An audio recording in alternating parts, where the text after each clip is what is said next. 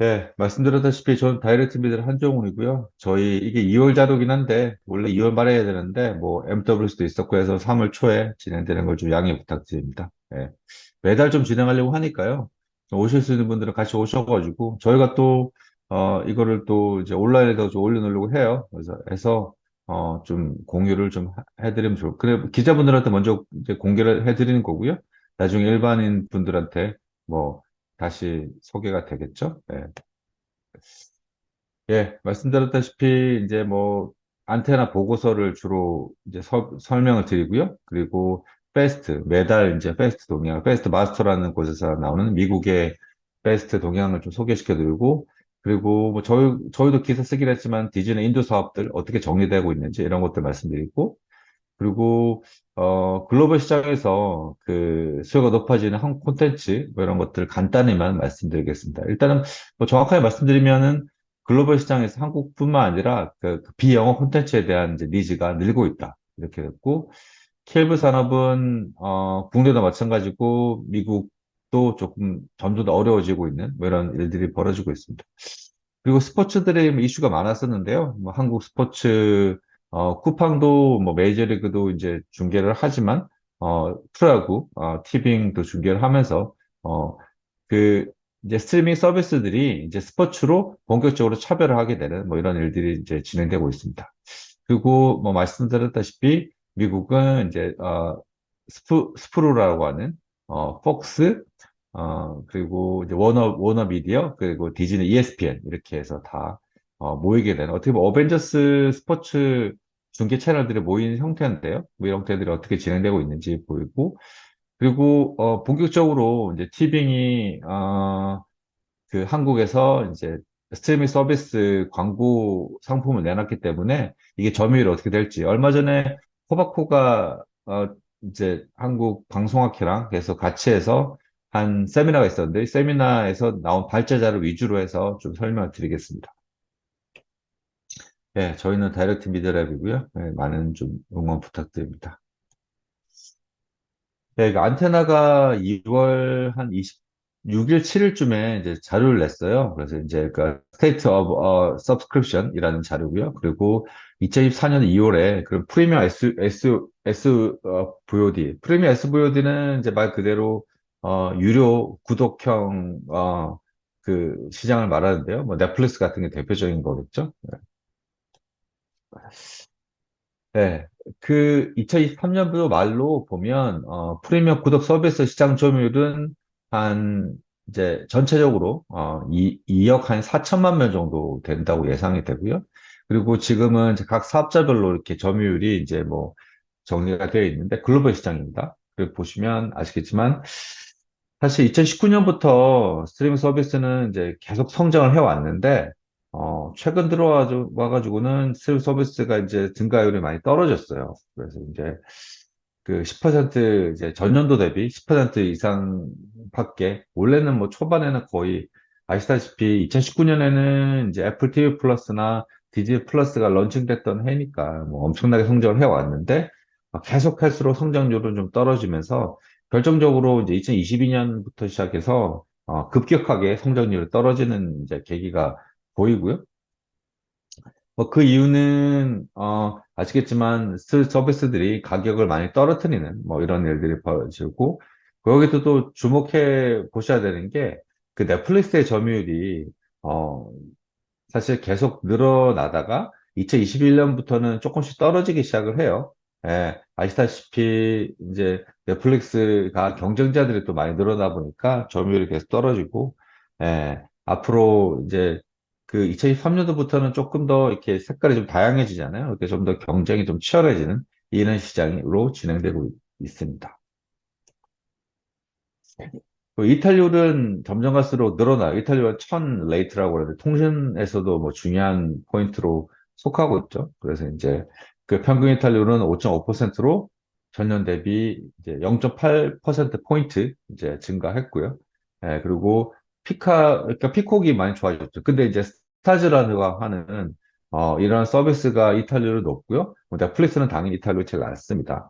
근데 여기 보시면 아시겠지만 뭐 스타즈라든지 아니면 나머지 서비스들은 일반 대중적인 서비스라기보다는 한두 개 정도 좀 괜찮은 콘텐츠를 가지고, 물론 뭐 맥스라든지 이런 것들은 다르긴 합니다만, 필수제는 아니란 이야기죠. 그래서 이 이탈률이 주로 필수제가 아닌 스트리밍부터 먼저 이제 높아진다. 이런 걸 보실 수 있고요. 네. 되게 좀 흥미로운 이야기예요. 물론 이제 이게, 아까 말씀드렸다시피 이제 안테나의 자료는 뭐 여러 가지 다양한 자료들이 포함되어 있는데, 여기 보시면, 그러면, 어, 지금 계속 스트림 서비스가 글로벌 시장에서 좀 점유율이 이제 높아지고, 그리고 경쟁이 치열해지다 보니까 사실 한 번도 스트리밍에 가입하지 않은 사람들은 좀 드물거든요. 그래서 이제부터는 사실 그 재가입률이라고는 이제 가입했다가 다시 중단해, 다시 가입하는 이런 재가입률이 계속 늘어나고, 결국에는 스트리밍 서비스들도 이런 신규 가입자들, 뭐 신규 가입자라기보다는 원래 스트리밍 가입했던 사람 중에 스트리밍을 보다가 이제 중단한 사람들이 있는데, 그 사람들을 다시 이제 유치시키는 이런 전략들이 앞으로 더 중요해진다. 뭐 이런 것들을 이제 수치상으로 보여줄 수 있고요. 여기 보시면 이게 이제 재가입률인데, 재가입률 계속 이제 우상향으로 늘어나는 걸 보실 수가 있어요. 그 안테나는 이제 분석을 했는데, 프리미엄 구독 그러니까, 증가 중에 10명 중 3명이 재가입자다. 이런 거고, 결국에는 이제 보다가 이제 재미없으면 끊는데, 끊고 나서 대부분 그 4분의 1이 이제 3개월 이내에 이제 복귀를 하고요. 그리고, 어, 1년 이내에 복귀하는 사람들은 40%, 10명 중에 6명이 1년 이내에 복귀한다는 이야기죠.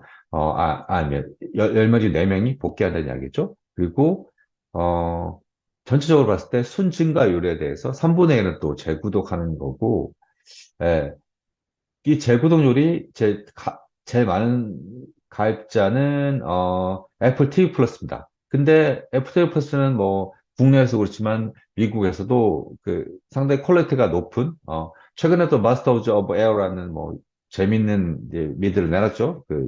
2차 세계대전에 이제 항공 그 공군을 그린 이제 드라마인데요. 어, 뭐 이런 좀 명품 드라마들이 있기 때문에 재가입률이 높은 거죠. 그러니까 사실 재가입률이 높다는 게 마냥 좋은 건 아니거든요. 나갔다가 다시 들어오니까. 그러니까 애플 TV 플러스가 좋은 거를 이제 개봉했을 때 다시 가입했다가, 그 다음에 이제 다시 빠져나간다는 이런 걸 말씀드리는 거죠. 근데 넷플릭스의 재가입률은 떨어졌어요. 왜냐하면 아시겠지만 넷플릭스가 최근에 이제 그 비밀번호 공유 제한 이런 것들을 이제 서비스 했지 않습니까? 이런 것 때문에 재가입률이 떨어진 상태고, 뭐 사실 넷플릭스 재가입률이 떨어졌다고 해서 넷플릭스가 좋지 않은 서비스라는 건 아니죠. 예. 네, 다시 좀 자세히 말씀드리면, 그래서 프리미엄 구독자 중에 사실 4분의 1은 연세 이탈자. 연세 이탈자라고 하는 거는 그 안테나가 최근에 도입한 개념인데요. 저도 이제 기사를 쓰긴 했지만, 이제 시리얼 이제 처너라고 부르는데, 주로 이제 옛날에 이거 호핑 쪽이라고 불렀어요. 딜러이트 같은 경우는. 그 서비스에 나갔다가 다시 들어오는 서비스 사람들을 말하는 거죠. 그래서 이제 계속 들락날락 하는 사람들을 연세 이탈자를 말하는 건데, 뭐 연세 이탈자에 대한 정의도 이제 내렸습니다. 2년 사이에 프리미엄 SUV들을 이제 3번 정도 해지한, 3번 이상 해지한 사람을 이제 연세 이탈자라고 부르는데요. 그리고 연세 이탈자는 그런 경우는 이제 서비스를 이제 반복적으로 이제 계속 구독하고 절도하고 이런 사람들을 말하는 거죠. 호핑적으로 말씀드리는데, 여기 표를 보시면 정확하게 더 아실 수가 있어요. 여기 보시면 이게 연세일탈자가 아닌 사람들은 일단 아직은 많긴 한데, 점점 갈수록 이제 연세일탈자가 이제 빨간색으로 좀 늘어난다는 걸 보실 수가 있어요. 예. 그 연쇄일탈자에 대한 그러니까 분석을 3가지로 했는데요. 하나는 이제 성장, 계속 뭐 늘어나고 있다는 건데, 연쇄일탈 숫자가 일단 전년 대비 42% 늘어난 거고, 비연쇄이탈은 1% 감소. 그러니까 대부분 연쇄이탈을 계속 한다는 이야기죠. 그리고 이제 활성화는, 계속 이 사람들은 들락날락 한다는 건데, 결국에는 총 증가율에도 상당 부분 차지하고, 총 이탈에도 상당 부분 차지한다는 겁니다. 그러니까 연쇄 이탈을 했다가 들어갔다 나갔다 하는 것들이, 되게 전체 시장을 이제 이끈다. 이런 걸 보실 수가 있고요. 그리고 뭐 당연히 뭐 자주 이탈한 사람들 자체는 이렇게 로열티가 좀 떨어질 수 있죠. 그래서 많이 이탈하면 할수록 다시 생존율이 떨어져요. 그러니까 많이 태어날수록 12개월 동안, 그러니까 생존율이라는 거는 서로 가입하고 나서 1년 정도 계속 유지하고 있는지에 대한 이제 비율인데, 당연히 이제 슈퍼 헤비 이탈자의 경우는 생존율이 떨어지죠. 근데 비연속 이탈자, 같은 경우는 그냥 한 번 끊고 혹시 재미있는 게 있으면 다시 들어오고, 이런 사람들 같은 경우는 당연히 생존율이 높죠. 그리고 뭐 구독 서비스를 자주 이탈했다가 들어온 사람들은 충성도 낮다. 이런 것들을 이제 보여드리는 내용입니다. 네. 그, 여기 안테나는 연소이탈자를 세 부류로 나눴어요. 하나는 스탠다드 연소이탈자, 그 다음은 헤비 연소이탈자, 슈퍼 헤비 연소이탈자. 이거 뭐 당연히 횟수에 따라 다른 건데요. 그러니까 슈퍼 헤비는 7번이 사람들 엄청난 사람들인데 대부분은 뭐 드라마 좋아하는 시리즈가 있으면 여기 가입했다가 왔다 갔다 이렇게 호핑하고 다니는 사람들을 연쇄혈달자라고 말하는 거고요. 그리고 그 안테나가 조사를 했는데 2년 동안 연쇄해탈자의 40%가 프리미엄 서비스를 5번 해지했다. 그러니까 이 이야기는 헤비 연쇄해탈자라는 이야기잖아요.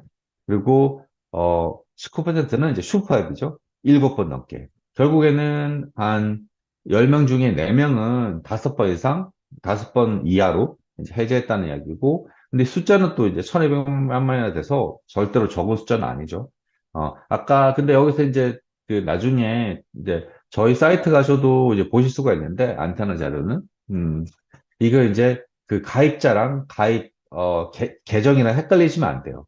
가입자는, 당연히 사람을 기준으로 하는 거고요. 가입 계정은 한 사람이 2개 이상을 가입하기 때문에, 어, 그, 계정을 기준으로 하는 건데, 당연히, 사람보다는 계정이 많습니다. 뭐, 어쨌든, 지금 여기 추세를 보시면, 당연히, 이탈자들이 이제, 연쇄이탈자가 늘고 있다. 이런 걸 보실 수가 있죠. 네. 그러니까 아까 모두 말씀드렸듯이, 그래서 이탈자들은 그러니까 총 증가율에도 영향을 미치고, 총 이탈률에도 영향을 미쳐요. 결국에는, 총 증가 추세 38% 연쇄 이탈자죠. 그리고, 어, 여기 보시면, 그러니까 계속 연쇄이탈자가 재구독을 하면서 시장을 성장시켜 변화시켰다는 이야기고요. 그리고 연쇄이탈자는 결국에는 지난해 비해서는 엄청 늘었어요. 35% 늘었고, 총 증가가 6천만 명 정도에 달했죠. 연쇄이탈자 때문에. 근데 비연쇄이탈자는 오히려 감소했어요. 그러니까 대부분은 그냥 연쇄적으로 이탈했다가 다시 들어온다. 이런 걸 보실 수가 있고, 그리고 슈퍼앱이 아까 보니까 7번 이상 이탈한 사람들 같은 경우는 총 증가의 54.8%가 증가했다. 그러니까 뭐 계속 그러니까 점점 갈수록 자주 들락날락 한다는 사람이 많다. 이런 걸 보여드릴 수 있죠. 그리고 당연히 전체 이탈자에도 영향을 많이 미쳐요. 그러니까 왜냐면 이게 비중보다는 훨씬 더 많이 이탈을 하거든요. 그래서 어, 연쇄 이탈자는 이탈률 증가에도 큰 영향을 미치는데 이게 주요 전체 구독 취소 이탈자의 40% 이상. 그러니까 12, 10, 18, 그래서 40이잖아요. 그러니까 당연히 그냥 한 번 정도 이탈한 사람 말고 대부분은 2번 이상, 그리고 5번, 7번 이상 이제 이탈한 사람들이죠. 예. 근데 이제 비연쇄 이탈자의 구독 취소 좀 늘긴 했는데 전체적으로 시장이 안 좋잖아요. 근데 이제 당연히 연쇄 이탈자보다는 낫죠. 그리고 슈퍼앱이 연쇄 이탈자 구독 취소는 뭐 제일 많이 늘어나고 있고요. 네. 네, 지금까지 그 안테나 보고서에 대해서 말씀드렸는데요. 뭐 안테나 보고서는 전체 프리미엄 자료부터 해서 보고서 자료가 많으니까 별도로 보시고, 일단은 이번에 기억하셔야 될 거는 연쇄 이탈자들이 이제 늘고 있다. 이런 걸 이제 말씀을 드리는 겁니다. 그리고 이번에 베스트 마스터라는 곳에서 이제 자료를 낸 건데요. 사실 4번까지 쓰려고 그랬는데 4번까지 쓸 게 없어서 2번까지만 썼고요. 네, 글로벌 베스트 시장 동향은 일단은 조금 매달 채널 개수 숫자하고 그다음에 이제 요건 투비 유럽 진출 이런 것들을 설명드릴게요. 그 베스트가 미국에서도 채널을 계속 들고 있는데 뭐 달별로 조금씩 달라요. 근데 이제 2월 달에는 이제 아무래도 연말에 베스트 세일이 좀 늘어요. 그 이유는 연말에 아무래도 TV 시청률이 늘기 때문에 페스트라는 거는 페스트의 장점은 이제 무료 광고 기반 스트리밍 TV죠. 채널이 예전에 이제 뭐 어떤 뭐 케이블이나 이런 것처럼 계약이 이렇게 1년 단위로 안 되는 경우가 많기 때문에 그래서 자주 채널에 빠지다 들어갔다 하거든요.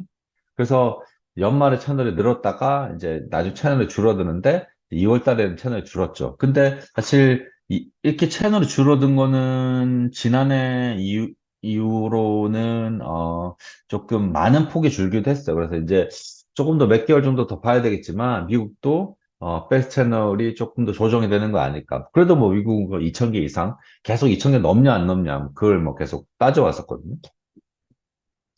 네, 그 서비스별로는 뭐 지난해랑 비슷하고요. 그 플렉스라는 게 1등이고 나머지 이렇게 쭉 이제 있습니다.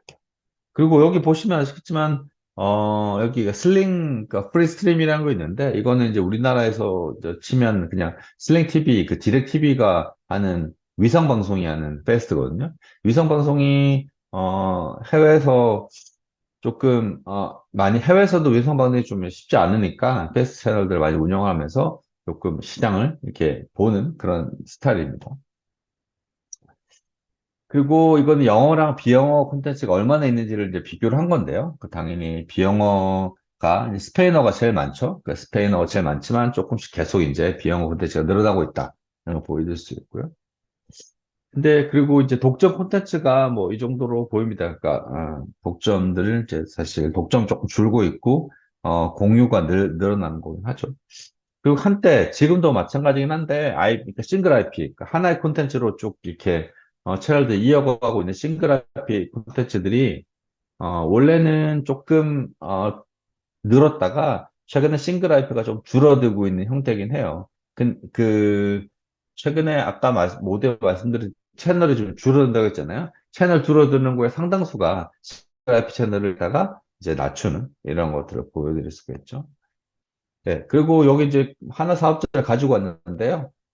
뭐 여러 가지가 있지만 비주얼을 가지고 왔는데 그 비주얼 가지고 온 이유는 지금 뭐 제가 요 PT에는 쓰진 않았지만 어 얼마 전에 이제 이것도 중요한 이슈였죠. 월마트가 비주얼을 인수한다. 그러니까 사실 오프라인 유통 매장이 그러니까 스마트 TV 메이커를 이제 인수한다는 내용인데 그 월마트가 뭐 비주얼을 인수해가지고 뭐 월마트 TV 뭐 지금도 뭐 월마트에서는 뭐 TV를 많이 팔고 있지만 우리나라 이제 할인 매장 같은 거죠. 예, 근데 뭐 사실 TV 껍데기만 팔려고 그러니까 비주얼 인수한 건 아닐 거예요. 근데 비주얼가 국내에서는 이제 스마트 TV 사업자가 이제 LG나 삼성 둘 다 이제 운영을 하고 있죠. 그 TV 플러스라는 채널에서 운영하고 있지만 비주얼도 그 왓치 그러니까 프리플러스라는 이제 어, 패스트 플랫폼을 가지고 있거든요. 그래서 그 월마트가 아마 패스트 플랫폼으로 뭔가 광고 플랫폼이나 여러 가지로 좀 확장하려고 하는 거 아닌가 이런 이야기들 많이 있죠. 그 비주얼 인수한 거에 대해서. 그래서 여기 지금 비주얼가 어떤 채널들을 편성하고 있는지를 좀 보여드리는 건데 여기 채널 특징상 사실 다른 데랑 크게 차이는 없고요. 근데 이제 보시면 아시겠지만 이제 영어 엔터테인먼트 채널이 제일 많고요. 아무래도 그리고 이제 월마트가 아마 여기다가 그 영어 쇼핑 채널을 런칭하지 않을까 싶어요. 우리나라 홈쇼핑처럼. 최근에 미국에서도 그 틱톡 라이브 이제 숍도 마찬가지지만 최근에 이제 소셜 미디어를 중심으로 해서 라이브 커머스가 다시 뜨고 있어서 원래 미국의 라이브 커머스가 거의 무덤이었거든요. 근데 이제 뭐 라이브 커머스 좀 되고 있어서 아마 월마트랑 비주어가 그런 모델을 만들지 않을까 생각이 듭니다. 네, 그리고 투비라는 서비스가 있어요. 패스 중에 뭐냐면 그 폭스가 운영하는 채인데요. 폭스가 아시겠지만 조금 참고로 말씀드리면 원래는 폭스가 뭐 엄청나게 그 루퍼트 머독이라는 진짜 그 유명한 미디어 재벌이죠. 그래서 석세션이라는 이제 드라마에 원래 그 원래 이제 약간 그 원작 배경이기도 하고요. 물론 뭐 정확하게 그렇게 나오진 않지만 근데 이제 그 폭스가 21세기 폭스 영화사가 있었는데 영화사를 이제 디즈니가 매각하고 나서 플랫폼 하나 없다가 이제 투비라는 패스를 인수를 했죠. 그래서 이제 그 투비를 통해서, 폭스는 또 스트리밍도 없거든요. 그래서, 투비를 통해서 이제 최근에 그 투비가 미국에서 베스트 중에 가장 많이 확장하는 플랫폼이긴 해요.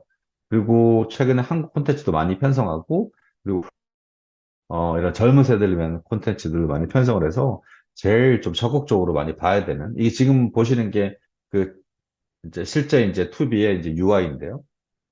그래서 투비가 최근에 그 UI를 좀 바꾸고 이제 로고를 바꾸면서 이제 좀 정비를 하고 채널들을 해서 유럽에 진출하겠다고 이제 밝혔어요. 그 이유는 그래서 이제 최근에 이제 그 옛날에 엔데버라 회사의 CTO를 영입을 해서 유럽의 이제 UI나 이런 것들을 좀 다 보고 있고요.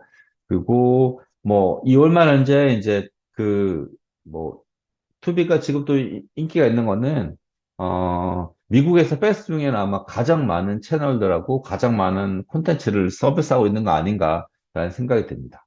그래서 이제 유럽에 진출을 한다나 이런 소식들이 있어서 가지고 왔고요. 그리고 뭐 모두에 말씀드렸지만 디즈니가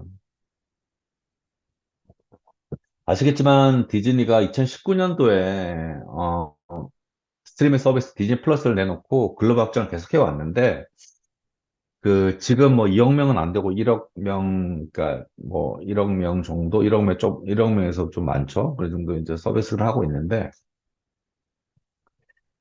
그 인도 지역 가입자가 되게 많아요. 그러니까 여기 실적 발표도 보시면 알지만 인도가, 왜냐하면 이제 아신 분은 아시는데 원래 아까 말씀드렸던 폭스하고도 연관이 있거든요. 그러니까 디즈니가 그 인도에 이제 그 스카이 하스타라는, 그러니까 서비스를 이제 유료 방송을 가지고 있어요. 하스타라고 TV 하스타라는 스트리밍도 가지고 있고, 그렇게 가지게 된 이유가 아까 말씀드렸죠. 폭스가 21세기 폭스라는 영화사를 이제 디즈니에 넘기면서 그 인도 사업도 같이 넘겼어요.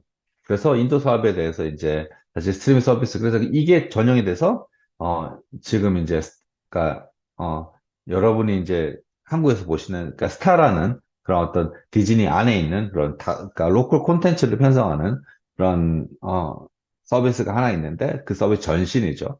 원래 뭐 인도에서는 여전히 뭐 스타를 서비스를 하고 있고요. 별도. 근데 정말 열심히 했는데 잘 안 됐어요. 인도라는 이제 나라가 뭐 문화적으로도 엄청 까다롭긴 하지만, 그리고 사실 이 객단가가 너무 낮거든요. 그러니까 전체적으로 이제 나중에 디즈니 실적을 보시면 아실 텐데, 원래 그러니까 객단가라는 거는 이제 고객 1인당 스트림 서비스 이제 매출이 어느 정도 벌리는지를 보는 건데, 원래 북미 지역 같은 경우는 거의 8달러, 그리고 전체 글로벌로도 6점 몇 달러였어요. 물론 6.99달러니까 그렇긴 한데, 인도가 1달러 정도 객단가밖에 안 돼요. 그러니까 아무리 열심히 해도 그 이제 살아나기가 어렵죠. 그래서 진짜 열심히 했는데 수익은 발생하지 않았어요. 그래서 결정적인 계기가 그 원래 뭐 아시겠지만 인도에서는 가장 유명한 스포츠로 또 크리켓이죠. 그래서 크리켓 중계를 하고 IPL이라는 이제 인터내셔널 이제 크리켓 경기를 중계를 하고 있었는데, 근데 이거를 중계권을 뺏겼어요. 돈을 뭐 많이 쓴 뭐 다른 이제 서비스가 이제 중계권을 가지고 왔고요. 그리고 이제 그 아까 말했던 이제 바이오콘, 비아콘 이래서 가지고 왔는데, 그래서 이제 디즈니가 아주 고민하다가 결국엔 안 되겠다. 그래서 저가의 동침을 시작했습니다.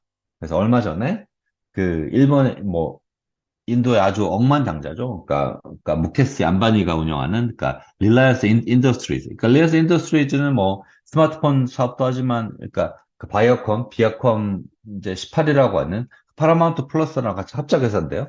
이걸 이제 같이 운영하고 있는데, 어 디즈니가 그럼 우리는 그러면 바이아컴 18하고 합해서 이제 전격적으로 그걸 던졌죠. 물론 합방 회사의 이제 경영권은 어 그 릴라이언스 인더스트리를 가지고요. 나머지 이제 뭐 콘텐츠 배급이라든지 아니면은 그 예, 이제 나머지 뭐 콘텐츠에 대한 부분들, 그리고 이제 뭐는 서비스에 대한 부분들은 이제 디즈니가 이제 운영을 하는데요. 결국에는 이제 이렇게 둘이 합치고 난 뒤에 인도 지역 점유율은 엄청 높아질 걸로 보입니다. 사실 인도 최고의 유료 방송하고 글로벌 뭐 1위 어, 엔터테인먼트 회사랑 합쳐진 개념이니까요. 그렇게 하면 아마 그전에 고전했던 아까 인도 사업이 좀 탄력을 받을 수 있을 것 같고요. 옆에 표를 보신 표는, 그러니까 인도시 올인원 콘텐츠 그 수요예요.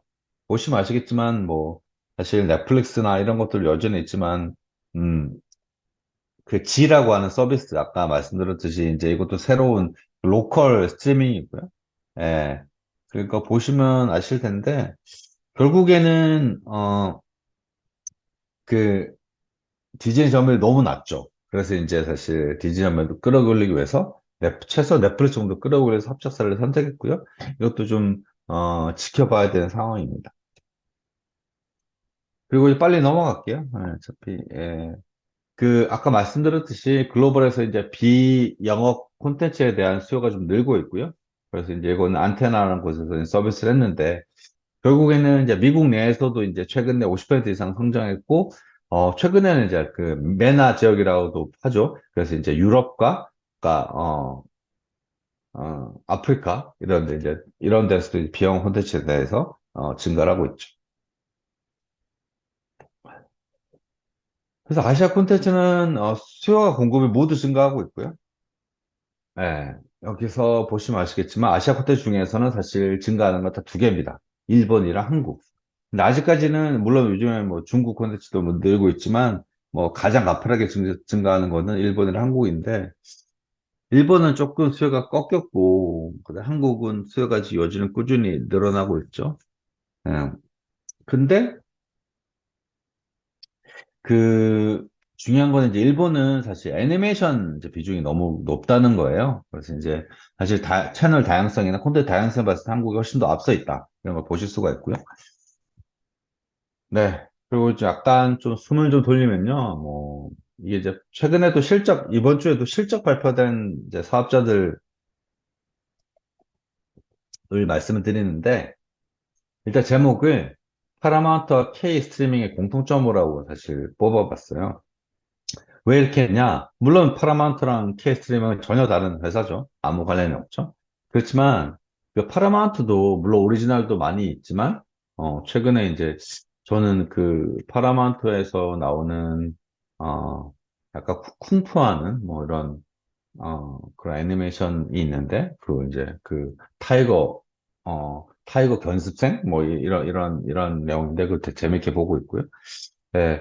어쨌든, 근데, 파라마운트의 절대 다수는 지금, 파라마운트가, 니클로데온을 가지고 있고, 그리고, 뭐, MTV도 있죠. MTV도 있고, 뭐, CBS도 있죠. 그래서 이제, 근데 사실 파라마운트 스트리밍에서 유통되는 대부분 콘텐츠는, 파라마운트에서 생산한 실시간 콘텐츠가 대부분이에요. 오리지널보다. 그래서 사람들이 파라마운트를 구독할 때, 어, 그러니까 이게 이제 그 오리지널보다는 이제 원래 파라마운트 콘텐츠를 보기 위해서 들어온 사람들이 훨씬 많은 거죠. 그러니까 여기서 이제 파라마운트 고민이 시작되는 겁니다. 사실 오리지널을 보고 그렇게 해야 오리지널 투자하고 하는데 지금은 그냥 파라마운트에 지상파 콘텐츠를 보러 파라마운트 플러스에 들어오니까 이거를 그러면 어떻게 해야 되냐 이것도 고민들이 있는데 한국도 아마 같은 식의 고민들이 지금 뭐 티빙 웨이브들 물론 뭐 오리지널 열심히 하고 있지만 사실 상당수는 채널 라인업하고 거의 유사하기 때문에 이런 부분들도 이제 장기적으로 좀 개선해야 되는 거 아닌가라는 생각이 들고요. 네, 요거는 제가 나중에 이제 클릭해 보시면 이제 나오는데요. 저희가 이제 이게 중구난방처럼 이제 설명드릴 수도 있지만, 이거는 뭐 그냥, 저희가 이제 의식의 흐름대로, 서비스라는 건데, 스트리밍에 대한 이야기에서 좀 벗어나서, 최근에 AI 이제 소라가 나온 이후에 AI 콘텐츠가 늘었잖아요. 그래서 제가 이제 그냥 저희 서비스에 소개됐었는데, 최근에 이제 뭐 당연히 소라는, 그 텍스트나, 이런 거 이제 그 T2B라고 그러죠. 텍스트 투 비디오. 이렇게 만드는데, 이거에서 아예 그냥 전체를 전부 다 그냥 AI로 만들겠다. 이런 그 스튜디오들이 많이 늘어요. 그러니까 그 중에 하나가 이제 LTX, 이건 뭐 솔루션 이름이고, 회사 이름은 라이트릭스라는 회사인데, 이세라 회사입니다. 그래서 AI 아예 프로덕션을 이제 그 지층에서 아예 처음에 그 제가 못하면 창작자들이 초기 아이디어를 입력하면 이제 프롬프트에서 각본까지 만들어주고, 뭐 스토리보드에서 원하는 영상을 붙일 수 있고, 결국에는 이제 그 사용자들이 캐릭터와 플로트를 다 한 번에 만들면서 진짜 아무 경험이 없는, 아직까지는 뭐 그 정도까지는 안 될 수 있는데, 아무 경험이 없는 그런 작가 같은 경우도 이제 콘텐츠를 잘 만들 수 있도록 이렇게 이제 서비스를 하는데, 그거 잠깐 보실까요?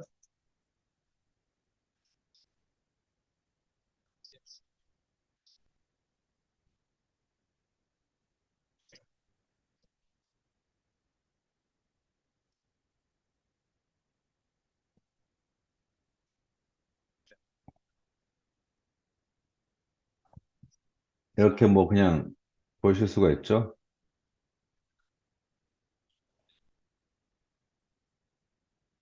모든 걸 색깔도 바꾸고 다 할 수 있다고 나오죠. 예.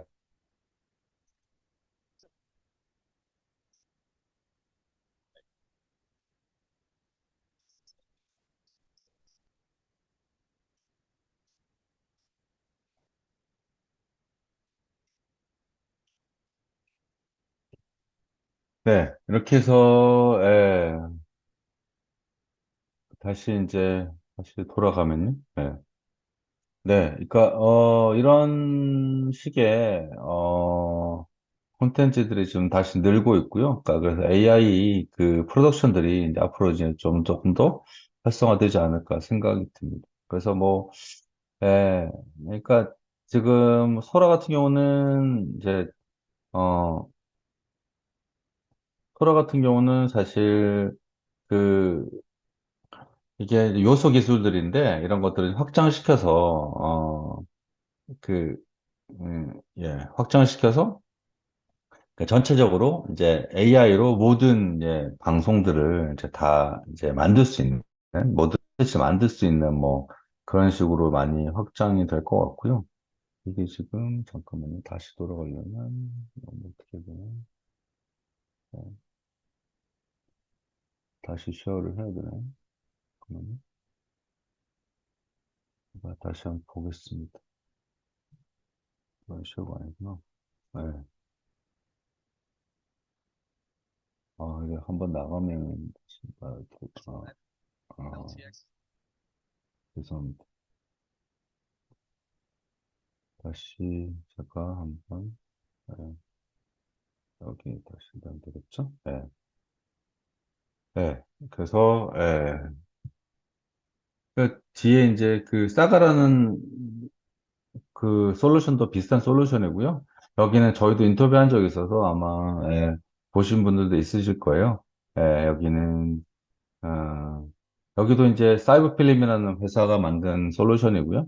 여기는 재밌는 게, 제가 인터뷰를 했는데, 예를 들어서 이제 이게 지금 한 달에 $20? 이 정도 돼서 이제 판매하는 그런 월 구독 모델이에요. 근데 이제 작가들이 뭔가 여기다 이제 입력을 해서 그러면 이제 뭐 스토리보드도 만들고 스토리 만드는데 결국에는 뭐 이런 거예요.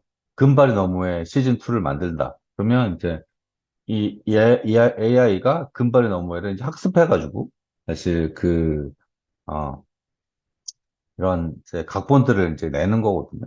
그래서 이제 진짜 그리고 이제 뭐 지금은 영어로만 되는데 이제 한국어로도 이제 서비스 하겠다고 그렇게 하고 있는 거고. 그래서 정말 그냥 할리우드 수준의 이제 각본을 이제 지원할 수 있게 하겠다. 이렇게 해서 당연히 매일매일 드래프트를 만들어 줍니다. 입력하면 여기 지금 화면이 뭐 이게 세세하게 뭐 어떤 타입을 원하냐, 예를 들어서 뭐 금발 너무해를 호러 무비로 만들고 싶다, 이런 것들도 이제 가능할 수 있게 하는 이런 것들 이제 서비스하는 거죠. 네. AI는 여기까지 좀 끝내고 저희 기사 썼으니까. 최근에 또 그리고 미국에서도 좀 이슈가 있었는데, 케이블 TV는 아시다시피 좀 계속 뭐 고전하고 있습니다. AI가 뭐, 스트리밍이 좀 늘어나면 당연히 뭐. 근데, 최근에 여러 움직임이 있었죠. 근데 보시면 차터가 원래는 이제 컴캐스트가 1등이었는데, 이제 차터가 지난해 4분기로 1등으로 올랐었죠. 컴캐스트가 이제 사실상 케이블 사업에, 이제 방송 사업에 대해서 크게 신경 안 쓰면서, 예. 근데 차터가 그래서 이제 뭐 본격적으로 M&A를 하면서 덩치를 키우기 시작했습니다. 그래서 뭐 그 알티스라는 곳다가 합병을 추진하고 있고요. 차터는. 근데 둘이 합치면 아마 한 2천만 명 정도 가입자가 될 것 같은데 그래도 뭐 넷플릭스한테는 안 되고 옆에 보시면 이건 증가율이 마이너스 계속 빠지는다는 이야기죠. 그리고 그래서 이제 최근에는 뭐 미국에서 케이블 사업자들 같은 경우는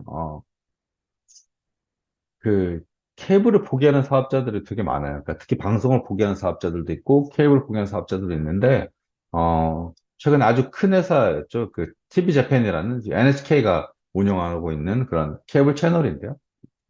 원래 케이블에서 거의 50년 이상 케이블에서 서비스 해왔는데 NHK 드라마를 이제 주로 서비스했는데 이거 이제 이번에는 아예 그냥 그 케이블 접겠다. 그러니까 케이블 접고 나머지 이제 그 스트리밍으로 JM이라고 하는 스트리밍 서비스 내놨어. 이거 유료 서비스 내놨고 이렇게 완전 벗어나게 되는 이런 이제 벌어졌습니다. 네, 그 이유는 케이블 당연히 뭐 스트리밍 서비스가 이제 뭐 콘텐츠가 많고 뭐 이런 것들도 있지만 실제로 케이블도 국내는 좀 다른 이야기인데 미국은 케이블이 보는 사람이 많지가 않까 점점 줄어들고 있긴 한데 계속 돈 올려요. 그래서 보시면 아시겠지만 이게 미국은 그 전체 케이블 요금에 네가 이제 지상파를 얼마나 보고 있는지에 대해서 이제 지상파라는 건 이제 재전송료 이런 것들이 포함해서 이제 이런 것들 따로 내는데 이게 이제 매년 재전송료를 높이기 때문에 계속 이제 이런 데 올라가는 거죠. 현재 전체 아직까지 케이블 요금이 거의 90달러 가까이 되니까 그중에서 20달러 정도는 전부 그 이런 재조송료인데 이게 계속 오르고 있고 지역별로 좀 다른데 그래서 뭐 이런 것들이 계속 올리니까 당연히 나 뭐 더 이상 스포츠도 지금 케이블 통해서 보는데 안 보겠다 이런 사람 늘어나는 거죠. 네, 그래서 이제 뭐 한국에서 제일 핫한 스포츠와 스트리밍에서 말씀을 드릴 거고요. 네. 예. 그래서 보시면 아시는데, 이제 국내 뭐 사정은 저보다도 잘 아실 거예요. 쿠팡 플레이가 뭐, 저기 MLB, 월드 투어 이제, 그러니까 한국에서 하는 것들 중계를 하고요. 그리고 뭐, 여러 가지로 쿠팡이 이제 계속 그 스포츠 중계를 하면서 점유율을 많이 높여왔죠. 그 티빙은 뭐, 아시다시피, 예, 프로야구를 시작을 하고 아마 뭐 400억 원으로 알려져 있습니다. 네. 미국에서 비슷한 일이 있었죠. 말씀드렸다시피, 이제, ESPN, 폭스, 워너, 이렇게 세 개 합쳐가지고, 이제 2024년도 가을에 이런 걸 런칭했다고 하는데, 이게 미국에서 지금 그 그러니까, 푸보라고 하고 하는, 예를 들어 스포츠 스트리밍, 그러니까 우리나라 스포티비 같은 데가 있는데요. 그런 데가 이제 이게 세계인데 반독점으로 이제, 그러니까 연방 법무부에다가 제소를 했어요. 그렇게 해소할 수 있는 옆에가 지금 그러니까 이 서비스를 가지고 있는 이런 스포츠 중계권인데, 이 가격은 아직까지 결정이 안 됐는데, 현재 그냥 스포츠보다는 조금 더 비싸고, 뭐 하면서 한 우리나라 6만 원, 7만 원 정도 이제 받겠다, 이렇게 생각하는 거 하거든요. 근데 그 이유는 뭐냐면, 이 서비스들이 가지고 있는 그 스포츠 중계권들이 엄청나요. 결국엔 이게 어떻게 보면 스포츠의 넷플릭스라고 볼 수가 있는데, 여기가 전체 이제 비율로 보면 미국의 중계권 시장의 거의 75%를 장악할 정도로 여기 뭐 NFL, NBA, 뭐 MLB, 뭐 MLS는 아니고 이런 거 다 가지고 있어요. 웬만한 그 대학, 그리고 미국에 인기만 대학 리그들. 그렇기 때문에 이게 본격적으로 어, 스트리밍 시대가 열렸다. 그리고 TV 시대는 갔다. 그리고 스포츠에서는 어, 스트리밍에서 스포츠가 중요하다. 이런 것들을 다 같이 한꺼번에 보여주는 사례고. 그래서 아까 후보라는 그런 서비스가 진짜 긴장을 하면서 재수하게 되는 아마 이게 반독점으로 걸릴 수도 있어요. 아직까지는 뭐 그게 없지만 어쨌든 이렇게 해서 미국도 이런 일이 있었다. 라고 볼수 있고요. 요거는 뭐 제가 머니투데이 기사에서 좀 참고해 왔는데요. 예. 그리고 아까 보여드렸지만 이제 광고 시대가 이제 뭐 미국에서 진작에 이제 스트리밍 광고들이 이제 넘어왔고, 그리고 아까 패스트도 보셨지만 뉴스들도 이미 많이 패스트에서 옮겨오지만 이제는 뭐 한국이 이제 뉴스나 스포츠가 이제 그 스트리밍에 옮겨오고 그 티빙이 또 광고 요금을 시작하고 이제 본격적으로 이제 한국이 이제 조금 활발해지고 있는, 뭐, 유료 방송으로서는 되게 불행한 일이지만, 전체적으로 이제 구독자 측면에서 봐서는 조금 더 다양한 콘텐츠들이 이제 스트리밍에서 이제 넘어오고, 그리고 광고 제도로 시작되면서 조금 가격이 떨어지게 되는, 예. 그리고 그 뉴스가 기본적으로 지금 저희는 유튜브에서 많이 공개가 되고 있지만 사실 뉴스가 스트리밍에서 서비스 되는 건 상당히 중요한 의미를 지녀요. 예, 그리고 라이브 뉴스를 지금 하고 있지만 아까도 보시면 이제 만약에 뉴스 오리지널이 스트리밍에 서비스가 된다고 하면 급격히 그러니까 이 TV에서 스트리밍, OTT로 넘어가는 현상이 아주 가파르게 진행될 겁니다. 그럼 스포츠는 이미 많이 뭐 넘어갔고요. 그래서 쿠팡 플레이가 뭐 워낙 잘하고 있고, 미국에서도 웬만한 뭐 피콕이라든지 이런 것들이 전부 그냥 스트리밍 넘어오니까요. 예. 음, 그래서 이제 그렇게 되고요. 네네네. 그리고 네. 이거는 이거는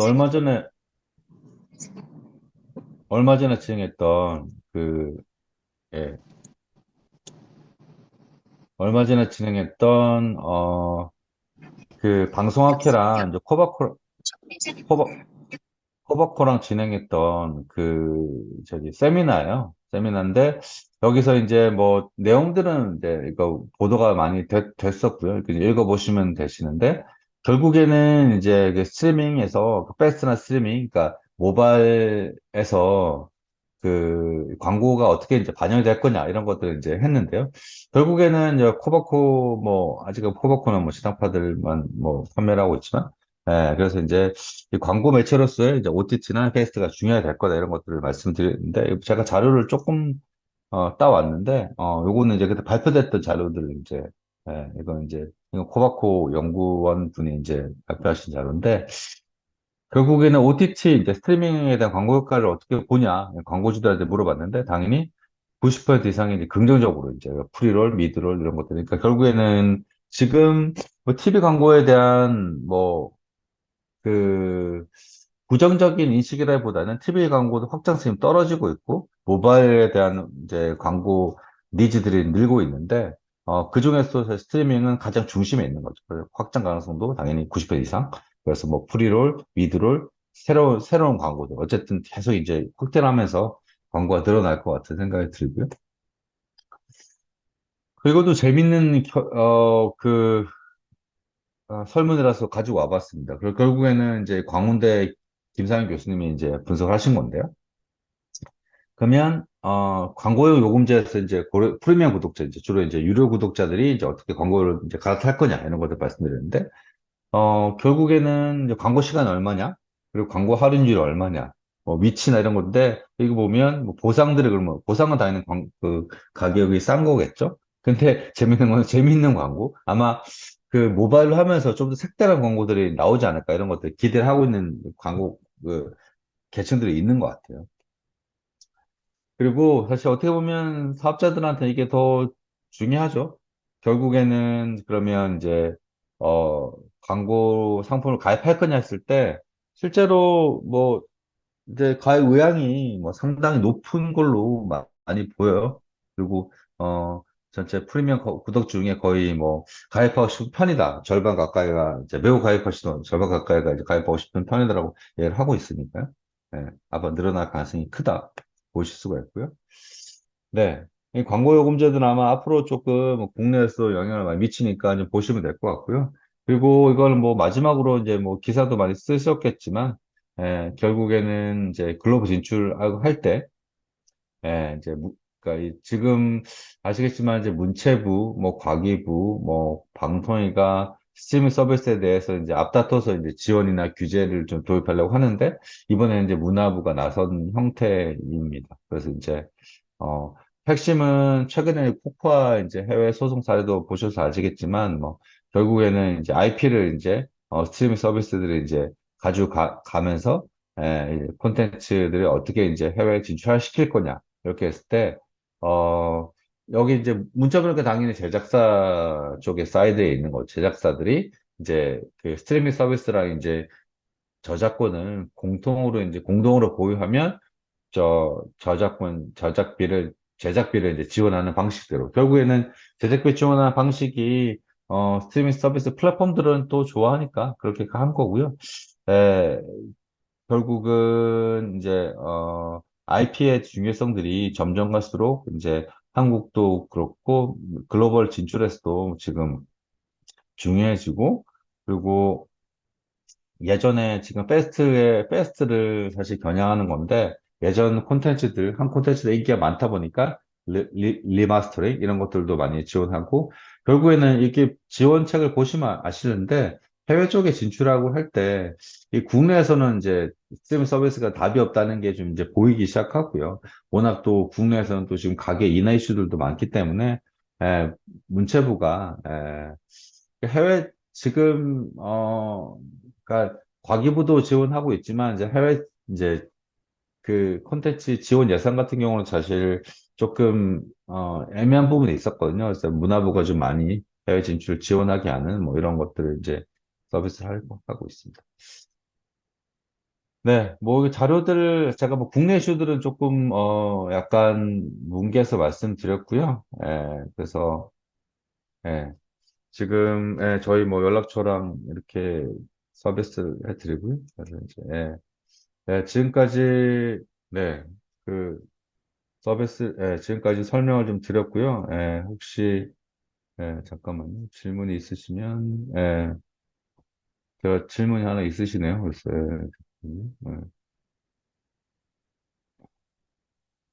저 질문 읽어드릴게요. 그래서 이제 OTT의 경우에 디지털 광고와 TV 광고 분리해서 계약하는 거 알고 있다. 그래서 광고 입장에서 어려움을 작용할지. 사실 이게, 그렇죠. 이게 우리나라랑 미국이랑 가장 다른 이유가 우리나라는 사실 미디어 랩 제도라는 게 있잖아요. TV 광고 같은 경우는.